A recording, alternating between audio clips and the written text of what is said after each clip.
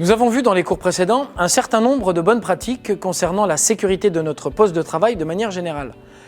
Des bonnes pratiques d'authentification à la mise à jour des systèmes et des applicatifs en passant par différentes recommandations pour la navigation sur Internet.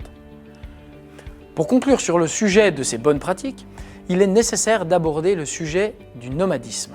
Souvenez-vous de notre première vidéo de ce MOOC. On faisait allusion aux années 80. À cette époque, le système d'information se résumait souvent à un poste assez massif et isolé. Pour échanger des informations, il était donc nécessaire de les déplacer manuellement d'un poste à un autre en utilisant des supports amovibles. Aujourd'hui, les appareils se sont miniaturisés et sont devenus plus mobiles. L'arrivée d'Internet a également permis de faciliter nos échanges en révolutionnant complètement nos méthodes de travail. Le travail tel qu'il a existé sur les postes physiques et immobiles a bien changé. Aujourd'hui, les matériels et outils du marché permettent d'accéder à la même information sur plusieurs postes simultanément. Cependant, ce gain de flexibilité n'est pas sans conséquence et peut être la cause de perte ou de fuite de données à travers l'ingénierie sociale ou encore de propagation d'infections, comme nous l'avons vu précédemment. Il est important de considérer attentivement cette notion car si j'accède, par exemple, à mes fichiers professionnels depuis mon ordinateur personnel, j'expose les données de mon entreprise à des risques accrus. En effet, mon smartphone personnel peut me donner de la flexibilité dans mon travail. Grâce à lui, je peux par exemple répondre à mes mails professionnels dans les transports en commun ou encore créer une connexion sans fil avec mon ordinateur lorsque je pars en rendez-vous ou que je travaille à distance. Soyez conscient que ces activités ne sont pas sans risque pour l'entreprise.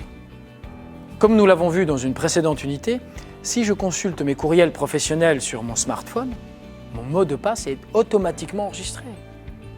Si je perds mon smartphone, qu'adviendra-t-il de mes données? De même, si je suis administrateur de mon ordinateur portable et que je reçois un virus par courriel, comment contrôler la diffusion de ce virus et empêcher sa propagation sur le réseau de mon entreprise? Et si je perds mon ordinateur, qu'en sera-t-il de mes données personnelles et professionnelles? Toutes ces questions n'ont pas forcément de réponse immédiate. Intéressons-nous maintenant à un élément de réponse.